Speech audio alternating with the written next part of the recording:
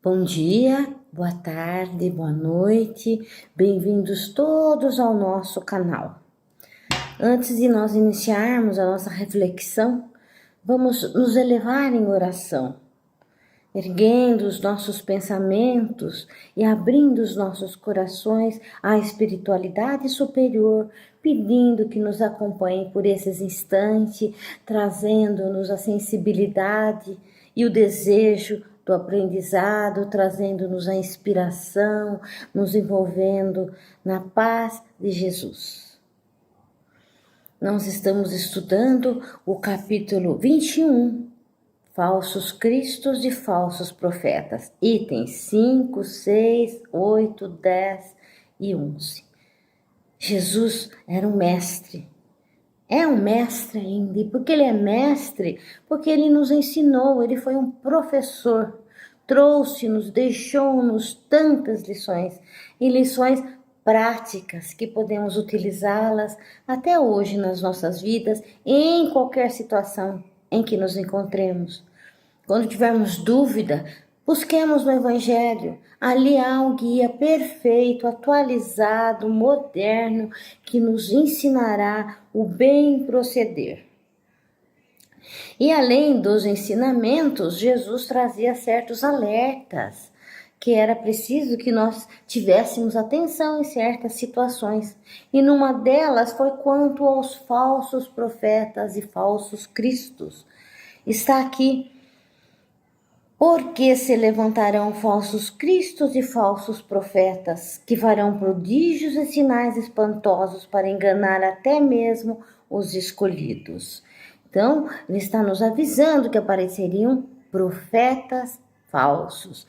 O que é um profeta? Um profeta, a nível religioso, é todo aquele que é intermediário do divino. É aquele que está fazendo o intercâmbio com o desencarnado para o encarnado. Ele é o mediador, normalmente faz predições, coisas que acontecerão. Os profetas eram muito respeitados na antiguidade. Na lei mosaica, lá no judaísmo, havia muitos profetas. Havia profetas maiores, profetas menores. Isso não pela importância deles, mas sim pelo número, pela quantidade de obras. Bastante produção, profetas maiores, pouca profetas menores. No cristianismo apareceram criaturas que traziam mensagens que vinham da espiritualidade superior ou não. Dentro na Grécia Antiga também havia os pitons, pitonisa. No islamismo, temos lá Maomé. Maomé foi o profeta deles e é hoje o guia religioso de todos eles. Então, profeta é aquele que é o intermediário. Nós, na doutrina espírita, chamamos de médium. Ser médium é possuir uma faculdade orgânica. É uma faculdade orgânica, que a pessoa pode ou não exercer essa faculdade. Pode trabalhar como médium ou não. Ela pode trabalhar bem ou não.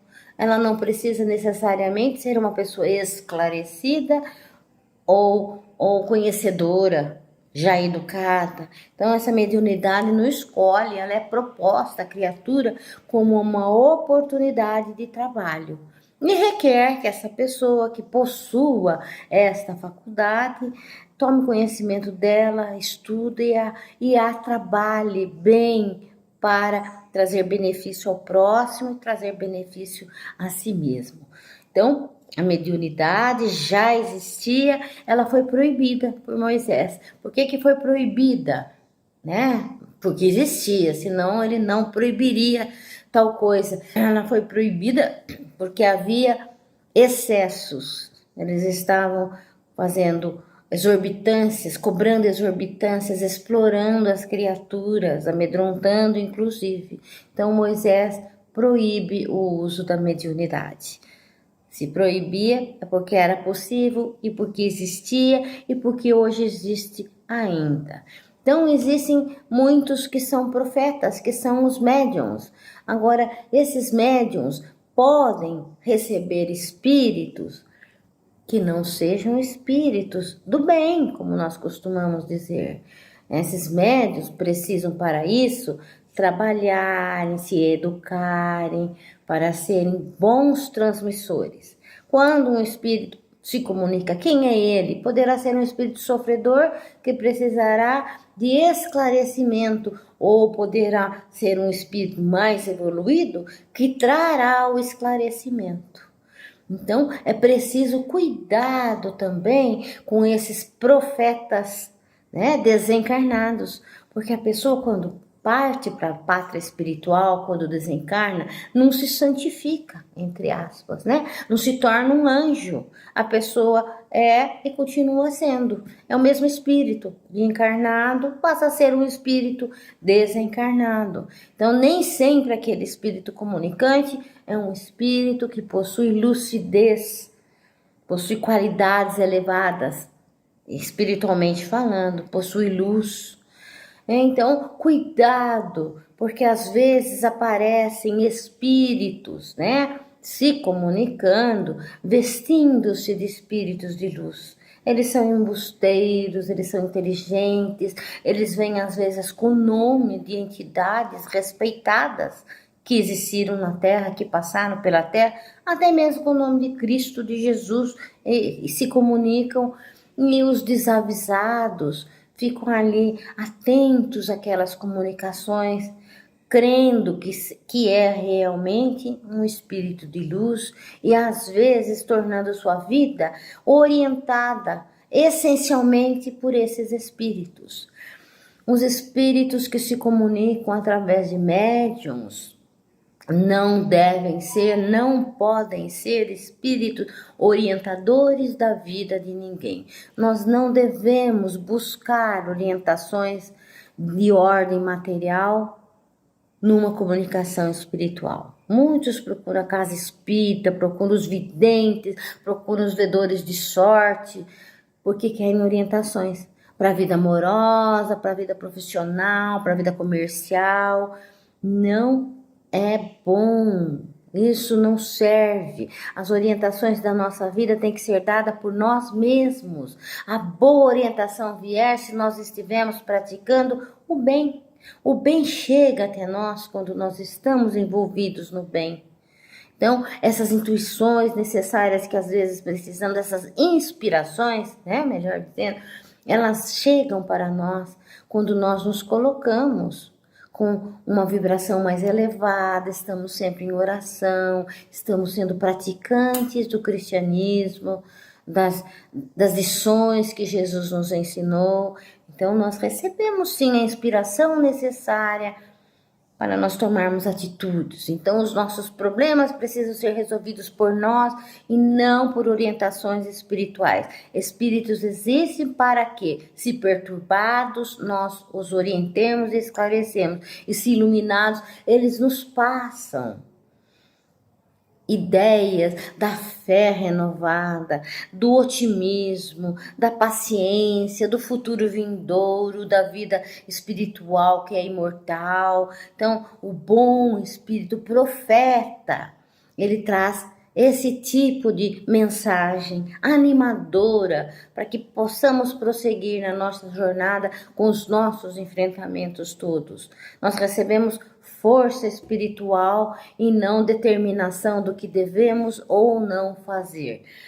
Então, espíritos de alta hierarquia espiritual jamais se comunicariam dizendo faça isso ou faça aquilo, vai acontecer isso ou vai acontecer aquilo. Também não se prevê futuro, não se coloca o futuro para ninguém. Nós vamos vivendo o nosso dia a dia, o futuro vai chegando. Hoje é o futuro de ontem, amanhã será o futuro de hoje. Então, atenção e cuidado com as entidades comunicantes, com os profetas falsos, desencarnados, que se vestem de espíritos iluminados e ainda trazem orientações que podem derrubar a vida de uma pessoa. E os encarnados, quantos há, né, que são profetas, que falam muito bem. Nós não podemos misturar, não podemos confundir falar bem com falar do bem. Muitos homens passaram pela história e eram grandes oradores. E a atenção se voltava para eles, atraía, eram carismáticos. Hitler era um homem que tinha uma oratória vibrante, brilhante. E olha que tragédia, né? Deixou na nossa história, que registro, que mau uso do seu bem falar. Nós temos um profeta que aconteceu no nosso passado, recente até, que ele criou uma seita. Esse homem se chamava Jim Jones. Ele era americano, ele morou no Brasil, inclusive, morou em Santa Catarina, no Paraná, parece, e ele arregimentou muitos seguidores, acreditavam nele com fidelidade. E ele foi ampliando esse número de seguidores e foi fazendo promessas, e um dia conduz todos eles para uma região desértica, isolada, lá na Amazônia da Guiana. E lá, então, ele mantém todas essas pessoas isoladas da comunicação, da civilização, ficam lá sem poderem contatar com ninguém, vai mantendo os prisioneiros, mas alimentando as esperanças de que eles iam encontrar o paraíso. Alguém lá se rebela, tenta fugir, ele assassina essa pessoa e depois ele envenena todos que estão ali.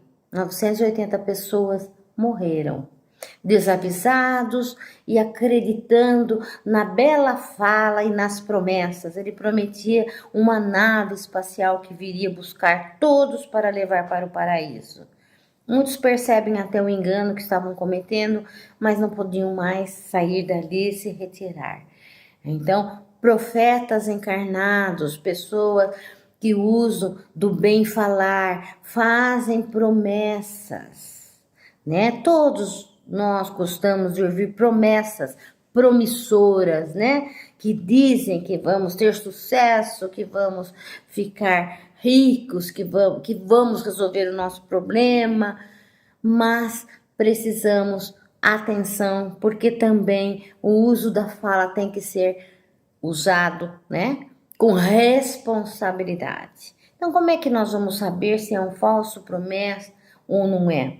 Os espíritos, Jesus já falava: caríssimos, não acrediteis em todos os espíritos, mas provei se os espíritos são de Deus, porque muitos são falsos profetas que se levantaram no mundo. Então, ele faz um alerta também aos espíritos: provai, veja se eles são bons, se são de Deus. Ser de Deus é ser do bem. Agora, e os encarnados? Também é preciso muita atenção. Nós podemos, sim, observar, né? Vamos observar o que diz essa pessoa que fala tão bem, que nos envolve. Será que essa pessoa está falando coisas que são boas? Será que não trarão prejuízos a ninguém? Será que são coisas que Jesus falaria? Jesus faria isso? Jesus prometeu essas coisas? Vamos prestar atenção na postura dessas pessoas. Vamos ver se essas pessoas não estão fazendo trocas financeiras, pedindo algo em troca, ou posições, ou favores, ou objetos, ou mesmo o financeiro, explorando as pessoas, né? Benefícios divinos não podem ser cobrados. O benefício é feito pela espiritualidade. Como é que cobra uma pessoa? Como é que o médium cobra pelo trabalho que ele não faz? Como é que o profeta pode fazer uma promessa que não é ele que vai cumprir, né? Ele está colocando em risco a própria consciência mais tarde, porque será cobrado. De que uso fez quando conseguia regimentar um rebanho grande de criaturas? Que uso fez do seu dom de falar, do seu dom de agregar essas criaturas e aproximá-las? Que uso fez? Então, devemos sempre observar o que fala essa pessoa. Kardec e o Espiritismo nos ensina a termos fé raciocinada. Fé raciocinada é isso, é observar o que está falando. Será que é bom isso que está falando?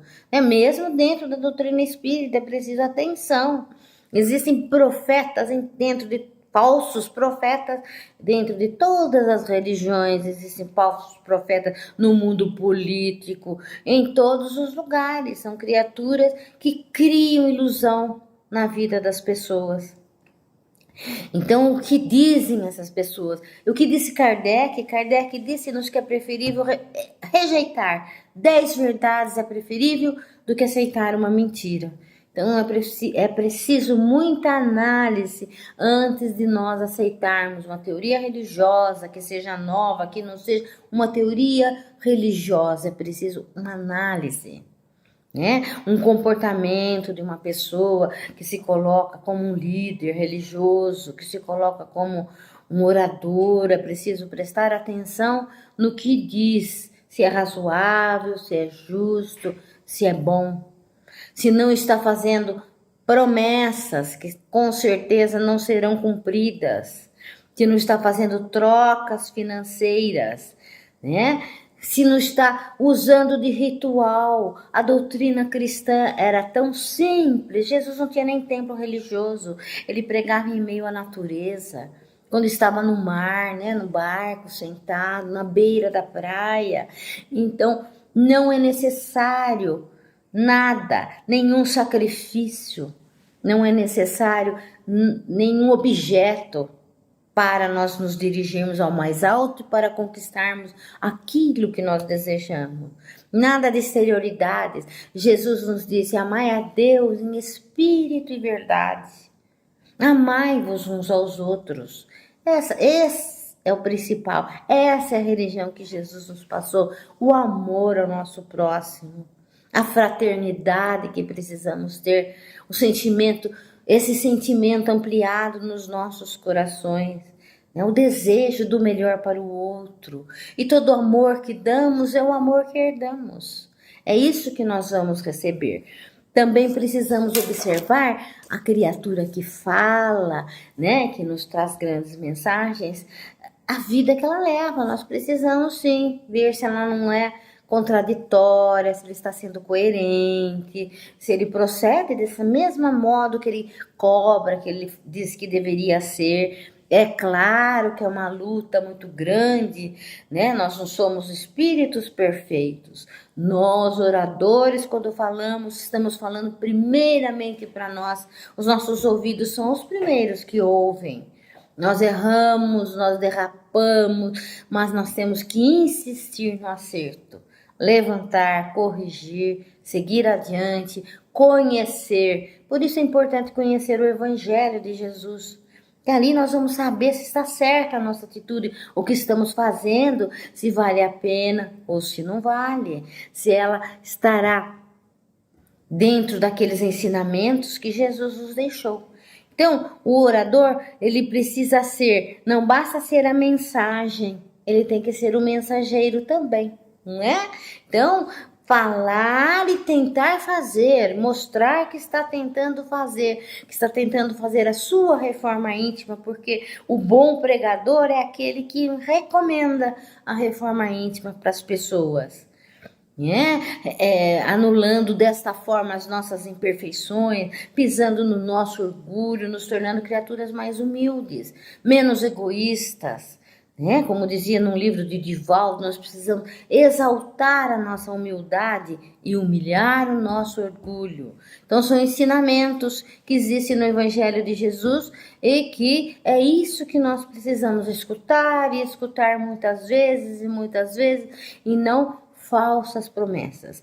Todo aquele que usa o dom da palavra, o carisma que possui para atrair as pessoas e o usa de forma errada, está se comprometendo, será cobrado depois, né? O que fizeste, dirá o superior, dirá a Deus, o que fizeste com o dom que eu te emprestei? O dom da palavra, o dom de arregimentar pessoas e atrair criaturas. O que você fez com isso, meu filho? Isso que será, que ouviremos se nós usarmos mal aquilo que nos foi emprestado, que foi o dom de bem falar, de bem reproduzir palavras bonitas, usar bem a nossa língua portuguesa. O reino dos céus está aí à nossa disposição, né? Todos nós queremos ser felizes e passamos por desassossegos, sofremos ataques, sentimos mágoa e nós precisamos aprender que tudo isso são resultados de inequívocos que nós cometemos enganos e depois temos que fazer a lição, né? Corrigir a nossa lição. Então, nós passamos por essas dificuldades para que se dê o nosso aprendizado. É para isso que passamos por tropeços e vicissitudes. É um instante em que vamos crescer. Então, eliminar da nossa vida as dificuldades no planeta que vivemos é impossível. Nós vivemos um planeta de provas e expiações. Temos um convite claro para melhorarmos o nosso planeta, para ele ser promovido, sermos promovidos juntos? Temos, porque somos todos espíritos perfectíveis a caminho da perfeição, todos estamos a caminho da luz, com a possibilidade de evoluir. E nós temos condições de trabalharmos o nosso crescimento. É um processo individual, cabe-nos. Nós podemos ajudar os outros no seu processo evolutivo através do nosso exemplo, do nosso conselho, da nossa presença, mas cada um segue trabalhando-se. E o reino de Deus, que é a felicidade, aquela plenitude, aquela paz, todos podemos conquistar pelos nossos próprios esforços. Nada chega gratuitamente ou a troco de alguma coisa, de algum objeto, de algum sacrifício. Na antiguidade faziam sacrifícios humanos, até oferendas a Deus. Então vamos repensar a nossa vida, vamos tomar cuidado com o que ouvimos, analisando, vendo palavra por palavra, vendo se aquilo é justo, é razoável, é possível, e vamos cuidar para que o nosso progresso se dê pelo nosso esforço. Nós somos todos filhos da grande luz, temos a nossa luz, fraquinha ainda, mas que poderá se ampliar, iluminando não só os nossos caminhos, mas de todos aqueles que seguem conosco, que estão ao nosso redor. Nós temos esse poder, nós podemos.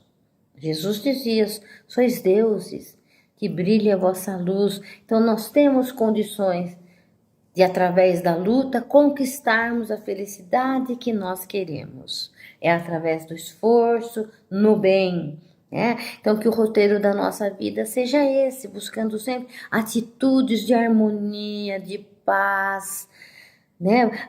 Ao nosso redor, com todos que convivem conosco, de fraternidade, de sentimentos de caridade, de amor.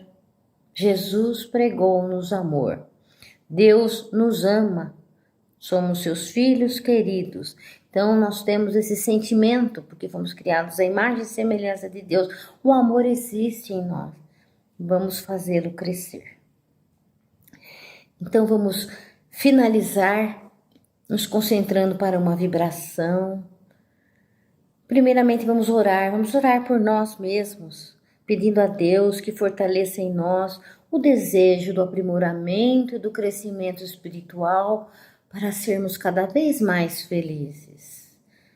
E Deus, nosso Pai, permita que os amigos espirituais nos acompanhem e que possamos sempre permitir a proximidade deles através de vibrações elevadas. E aproveitando as vibrações elevadas, vamos vibrar pela paz no mundo, pela paz em todos os lares. Vamos vibrar paz.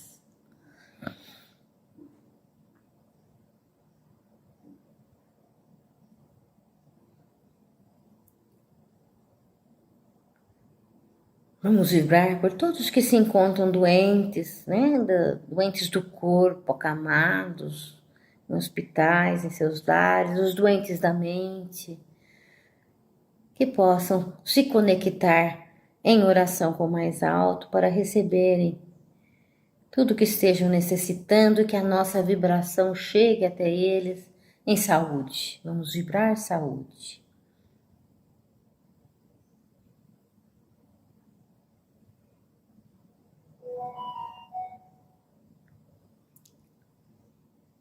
Vamos vibrar pelos nossos lares, é a nossa escola primeira de aprendizado. Vamos vibrar para que possamos sempre levar a paz, que haja harmonia entre todos. Vamos vibrar harmonia nos nossos lares.